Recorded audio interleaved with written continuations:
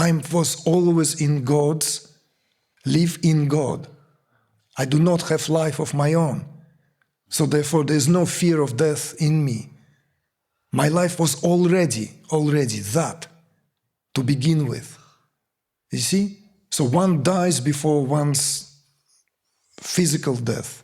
One dies to that idea that one is a separate individual living being, autonomous being, who is shrouded in darkness with a lot of all this kind of stuff to deal with, you see? No, this is a healthy, straightforward reminder.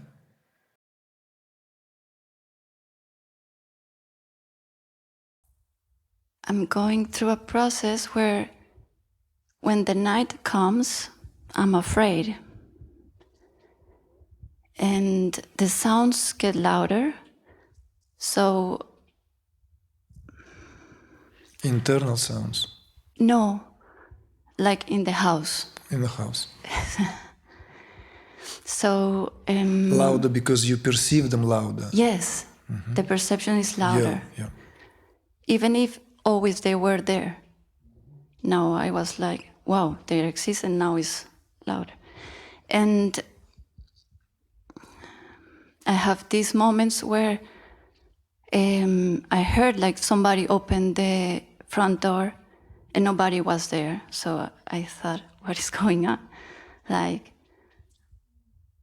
I'm afraid, and I don't know if it was a spirit, my mind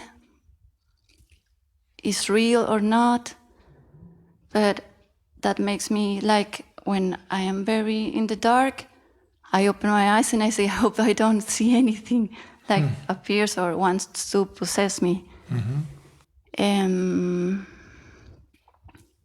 Sometimes I can easily sleep because of that.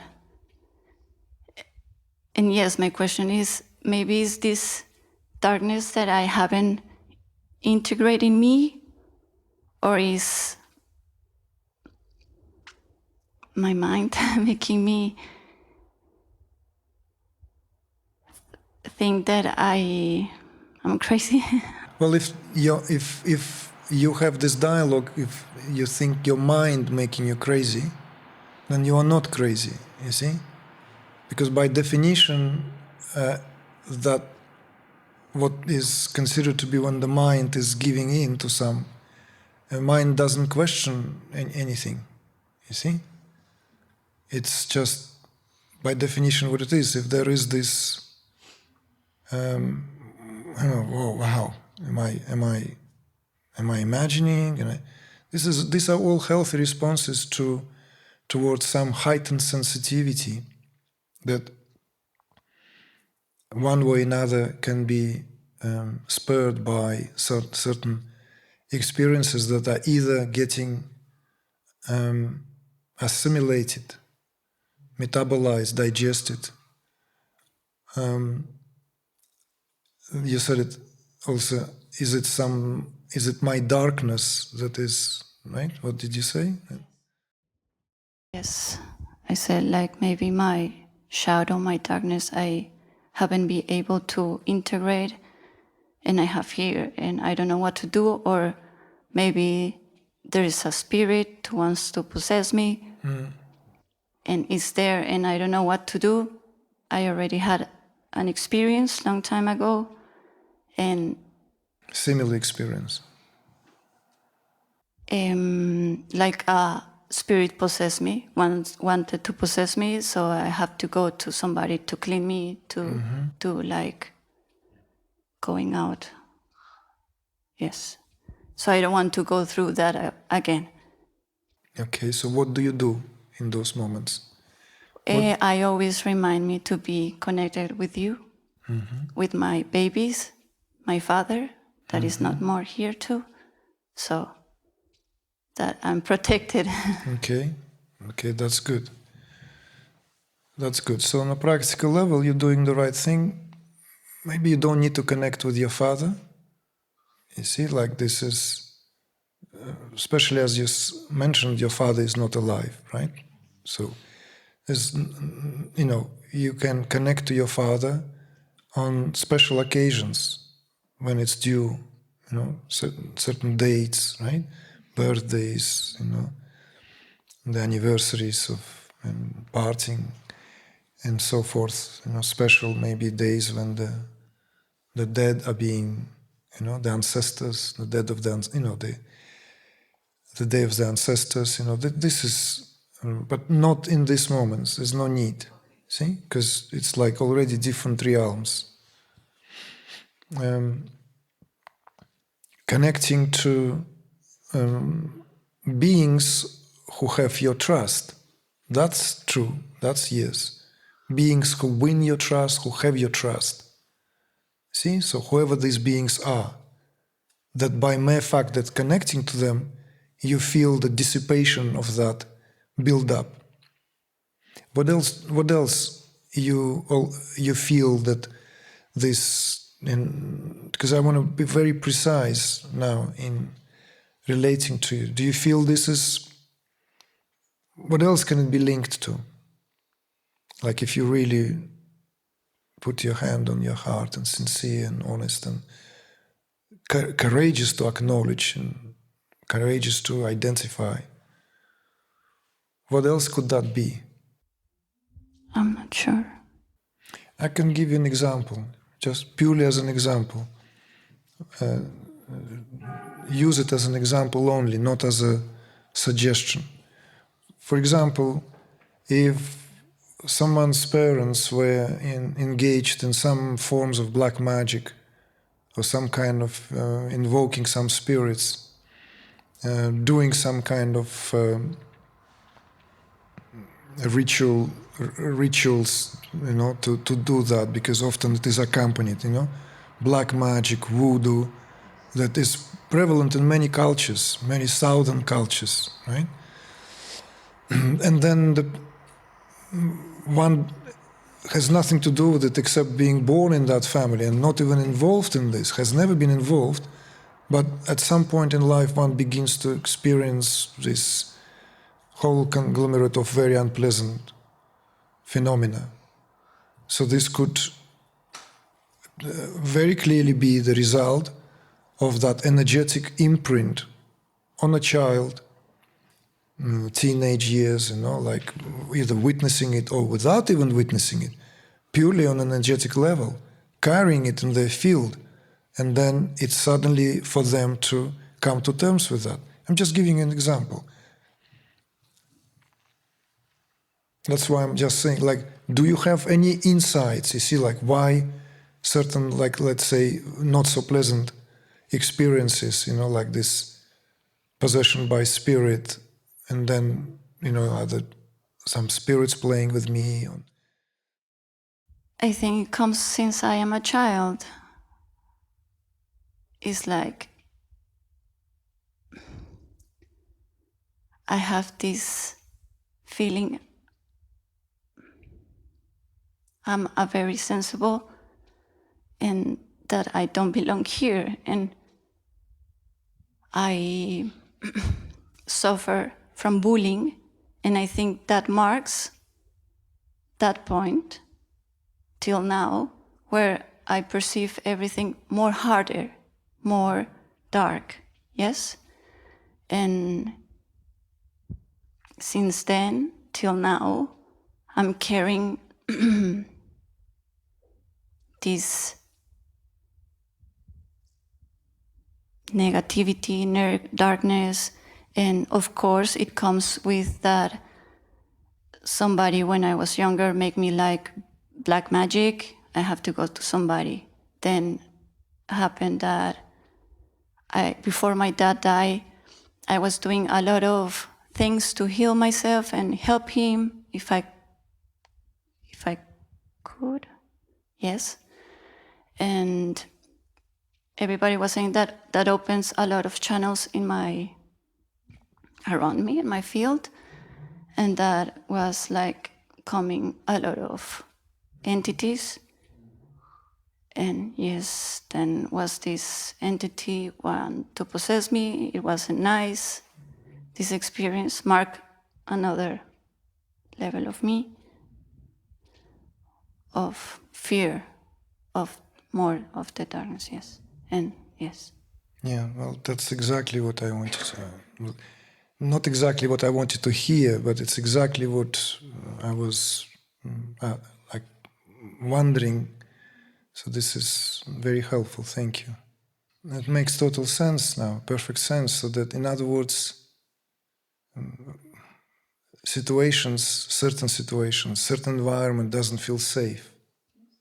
It feels that there is this propensity to protect yourself, and every shadow very often can be quickly turned into something malevolent, right? So every sound, the squeaking sound of the door, and right, it all could just add to that, because there is because there is a healthy, also normal, healthy responses to things that are odd, like unusual, like if I want to share with you on this, then I would suggest something. How I deal with this, and what you think these things don't happen to me? Of course they happened, But when things happen like that, I prefer to have a kind of a humorous approach. If I'm alone in the house and I've never been in the house, and there's the dog upstairs, like boom, shut, something. And I say, oh, come in, don't mess around, come, wherever you are, come out, okay, I can see you. You think you're so frightened. What you see me? Let's see who is going to be more frightening. So kind of like, it's very often I have a belly laugh, and then it's a relief. And of course, I don't want to sound insensitive. It's, I went through my moments also in the childhood, and this and that, and so. What to do? So, but first of all, let's do these few things. Let's do a couple of things, maybe 3 things. First, this is perfect time to set the intention, right? So that already you can set the intention in view of what we spoke earlier, today. So tomorrow, in that auspicious time, you can set that intention for yourself, right?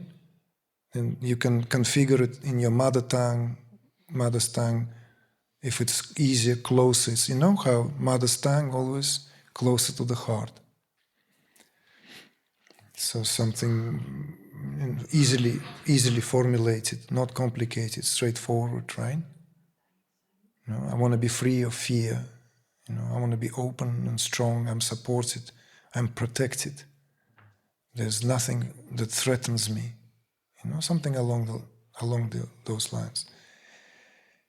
Then at the level of, let's say, how to deal with these experiences, right, is, I would suggest, first of all, to be established in the understanding, right? In the understanding. This is where we make the highest shot possible. Is that whatever that is that we experience, whatever, no matter how beatific or horrifying, terrifying, it all belongs to one and only. All this belongs to one and only. Whatever that is, culturally close to you.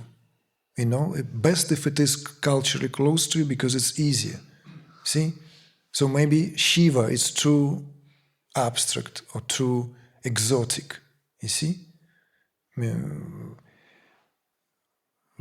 Your background, I don't know, the Catholic, what is it, Catholicism, right? So what would be the ultimate expression? The God, right?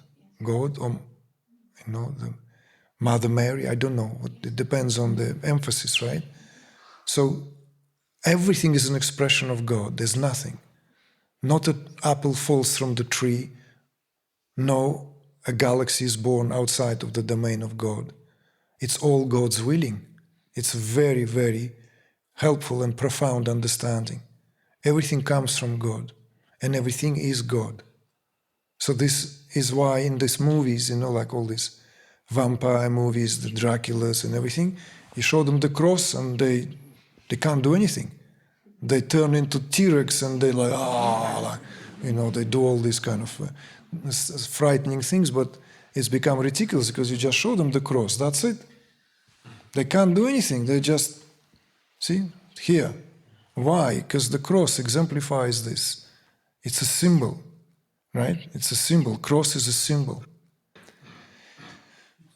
It's not even the crucifixion. The cross is a symbol here, of course. It's a deep symbol which in the heart of every believer, the faithful one, carries that as that symbol.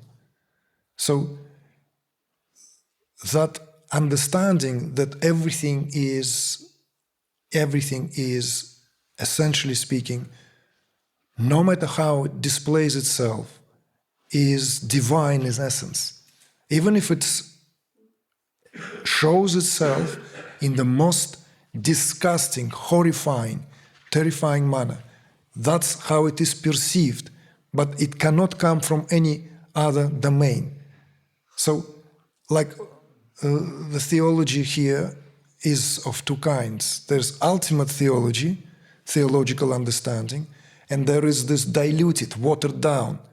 So all this talks about sin, let alone original sin, talks about evil, devil. All these are kind of pointers with reference to our lives. But if our understanding is ripe, there's no evil. No evil. That's why this coveted reminder, see no evil, speak no evil, hear no evil. Remember? This. It's not to put a blind eye. It's a misunderstanding. No. It's basically not giving this place, even at the level of sensory perception. See? One's ears are clean, one's tongue is clean, one's eyes are clean. So when you stand and let's say something appears to you in front of you and just decides to test your faith, and it will really become this one of those and you look at it and you refuse seeing it for what it is. Dragon? Your name is Dragon? What's your name? And the fire. Sweetie, come on. So if your name is Dragon, right? My name is Karen. What's your name? I'm just kidding, but what I mean is that you refuse to see the dragon for its manifestation, and the dragon vaporized, doesn't exist. It all suddenly becomes, and there's a little pussycat walking around, So this is already the highest predisposition. See? This predisposition is existential. This predisposition is how we face our embodiment and mortality. See? Whether I will die, whether I will live for 1,000 years or die this very moment, if this, whatever that is happening, it's all God. I was always in God's, live in God. I do not have life of my own. So therefore there is no fear of death in me. My life was already that, to begin with. You see? So one dies before one's physical death. One dies to that idea that one is a separate individual living being, autonomous being, who is shrouded in darkness with a lot of all this kind of stuff to deal with, you see? No, this is a healthy, straightforward reminder. So of course, all these kind of experiences can be also, I don't want to say it's a continuation, but it is connected to what we spoke yesterday. Right? It's how we choose to believe and will something. What we choose to then become real. When you said, I don't know if it's real or not, it's real on the account of what reality you give it to. If you consider it real, it's instantaneously real. That's how it is, you see? So, like, I'm washing up the dishes, it's dark, night, right? And nobody's in the house, I'm by myself, and I feel someone's presence behind me, you see?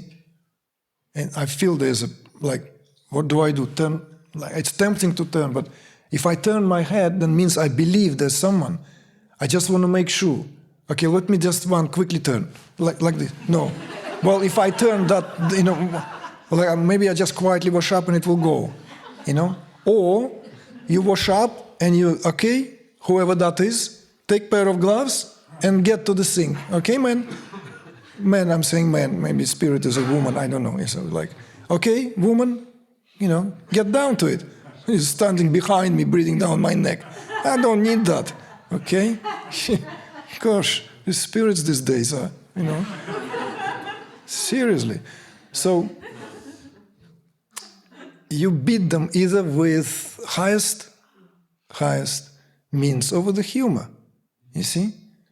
And you will see the humor is disarming, humor is extraordinary, humor is the highest state, humor is what, like, you know, it makes everything lighter, okay? Even if a little adrenaline went here, and then you're like, and you're just like, okay, till next time, you know?